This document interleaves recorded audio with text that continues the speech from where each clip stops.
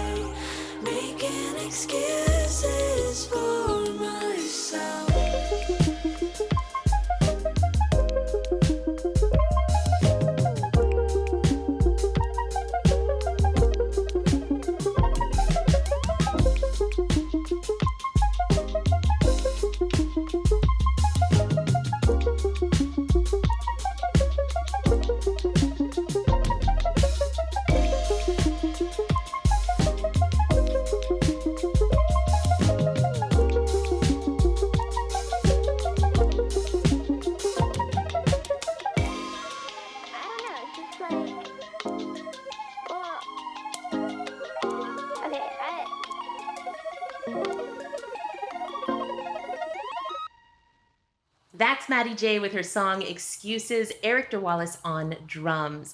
Maddie Jay grew up in Smithers, BC. Her family was very musical, and she started playing in a 100-person fiddle orchestra when she was only 5 years old. She switched from fiddle to bass as a teenager, then she studied at Berklee, and now she lives in LA. She produces her own music, she's in demand as a session player, and she's currently playing bass with the Lord. Maddie Jay, hello, welcome to The Intro. Hi, thanks for having me. Can you tell me what that song Excuses is about? Yeah, Excuses is my self-deprecation anthem. So I wrote it when I was actually back home in Smithers over winter break. Or I guess there is no winter break. I'm an adult. I'm not in school, but over Christmas. Still feels like winter break. It did. Feels like free time. Totally. And when I'm back home in my hometown, I feel like a teenager again. So yeah, I was feeling pretty stuck with my career. Also just with COVID and everything, every musician I know was feeling very stagnated and stuck creatively because, we can't go out and play. So I ended up commiserating with my sister a bunch about feeling like I wasn't good enough, feeling like all my friends were doing better. And I was able to write a pretty self-deprecating song about it. And there isn't really any resolution to it. It's just I'm no good. It is a very present song because what we start out with are all these images of literally what you're seeing from that place, lying down, feeling that way about yourself. And we get to imagine ourselves kind of in your body at that moment. I find that such a relatable part of the song because I don't know, self-deprecating is one way of looking at it. It actually felt very anxious for me in some ways, and there's a kind of catharsis in listening to it because we're sort of sharing that same low grade growling anxiety that almost everybody has been feeling for a really, really long time. Wow, that's yeah, I'm a highly anxious individual, so I mean, not that it's pretty obvious, like if you actually listen to the lyrics, but I find like with all of my music, that's kind of the goal is just like, I'm just gonna say how I'm actually feeling, and I'm guessing somebody else out there probably feels like that too. Is that how you first started writing songs? By trying to get some of those feelings out? That's not how I started, but that's how I got into it. That's when I started really liking lyric writing, was when it became kind of like a therapy almost, because when you're like sitting there ruminating on like, does this rhyme? You're also thinking about, do I actually feel like that? Or is that just a cliche? Like really examining the feelings that you are trying to put down on the paper. It's actually, I think it's kind of a form of therapy for me. I think it's awesome to put that out there because so many people can relate to it, and I think we really turn to musicians and artists in moments where we can't explain all that the birds flying around inside, that sort of Mhm. feeling. I'm trying to get an image of how old you were when you first started writing those songs because they are really introspective, and it almost has like this diary feeling about it. Well, I started writing songs when I was in high school, and at that point, I was way more into like arrangements and guitar. I was such a music nerd in high school and in college, so I was much more about like the playing, and the lyrics were definitely an afterthought. And then when I moved to LA and I started producing my own music, it was once I started like listening over and over again and like really putting the time into recording and to producing, I started to realize that if I was going to put all the work into the track, I should also like I might as well make the lyrics good. And that's when I started really caring about that. So that I would have been about like 21, I guess. But when I moved to LA, it was like, bam, here you go. You're dropped in to a bunch of experienced like working musicians, and you're the youngest face again, Mm. and you have to break in and you have to pay rent. And it was suddenly like real life was just hitting me over the head. And I was like on the road with people who were, in their 40s. I'm 21. Like I'm the only girl out of this huge crew of people just trying to like find my footing and like where I belonged here. How did that all affect your songwriting process? I think because I was spending a lot of time like working with other artists and musicians, I was able to like kind of this was my songwriting was like my safe space away from all the craziness, and Oh it was yeah. like the one place where I got to do my thing because I was working on a lot of other people's visions.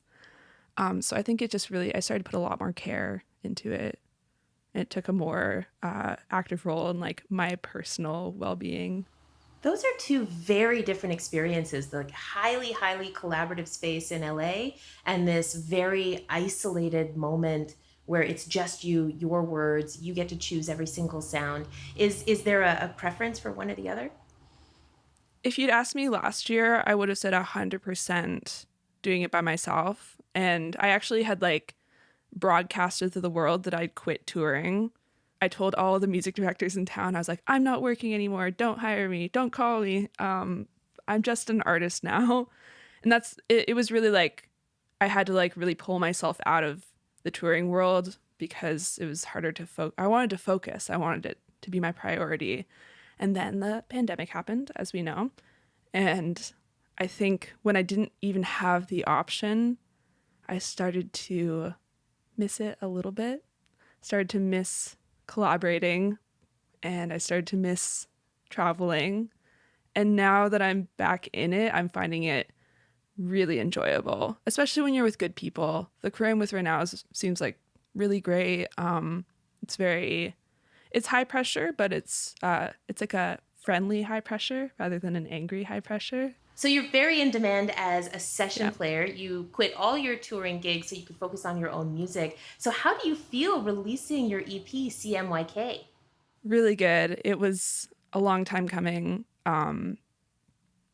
It was yeah, I think for this project I got much more into the nitty-gritty of the production and like the story behind the instruments I was using, and everything felt very cohesive from top to bottom. Whereas my last project was kind of just like the songs that I had went onto the EP. But this one I had like an intention from the beginning to the end, and it was really exciting to put it out. I had an idea of what I wanted it to sound like before I even started writing it. I had a lot of references. I was using some very specific like Casio keyboards and synthesizers that I loved. And actually Excuses was kind of my first, I had that track before I had the song, I had the track done. And that was kind of a big reference point for me. I was like, I want it to all fit around this like warm and like fuzzy and synthy and like crackly kind of stuff. Yeah. Well, I really want to hear some more of this music because it's a wonderful way to just experience this music as it sort of lives and breathes. This next track is called CR78. Can you tell me what that track's about? Yeah, CR78 is a love song, which is very rare for me. You know, as much as I like talking about my feelings, it's still like getting vulnerable in that way is pretty rare for me. So it's more of an appreciation love letter rather than a lovesick love letter to my partner who was kind of my lifeline this year. You know, I was in my studio apartment, me and the cat, and my partner Kiefer, and I just really, really appreciated having him around, and I wrote the song. And then I got really self-conscious about writing a love song, and I named it after a drum machine, which I'm obsessed with. That's why. Okay. Yeah, okay. It's called the Roland CR78, which is a really cool drum machine. So you kind of hid, and then you didn't really hide. Yeah. I love that. Well, we're going to listen to that track right now. This is Maddie Jay playing CR78.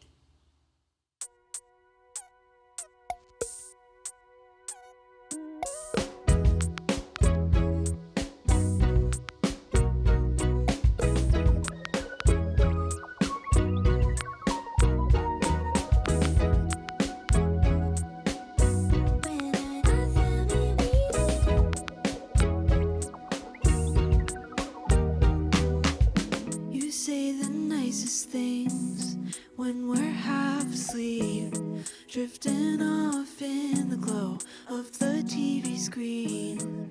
And when I'm all stressed out, I don't have to tell you cause you figured me out. And it's got me thinking that I wanna hold on to this. Last year I thought that I was losing it. You make me feel like I can handle it. I think you found me when I needed it. When I needed it.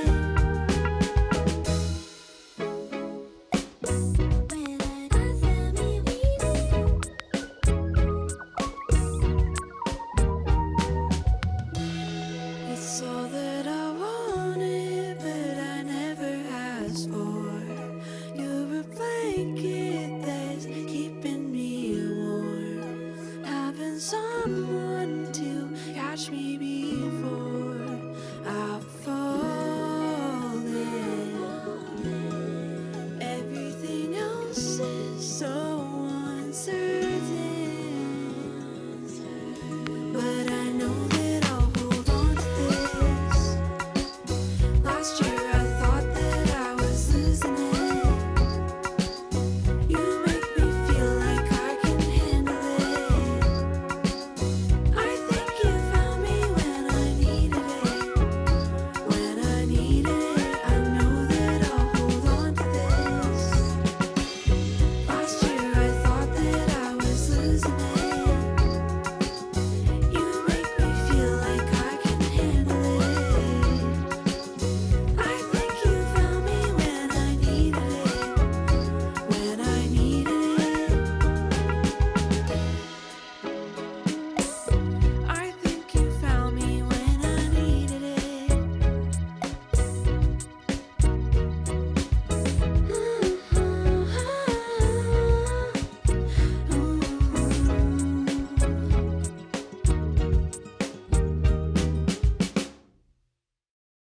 That was Maddie Jay playing CR78. Maddie, thank you so much for being here today. Thank you for having me. You can read more about Maddie Jay and check out the intro playlist featuring other artists we've presented at cbcmusic.ca. This is CBC Music's The Intro, a weekly feature on essential emerging Canadian talent. I'm Saroja Coelho.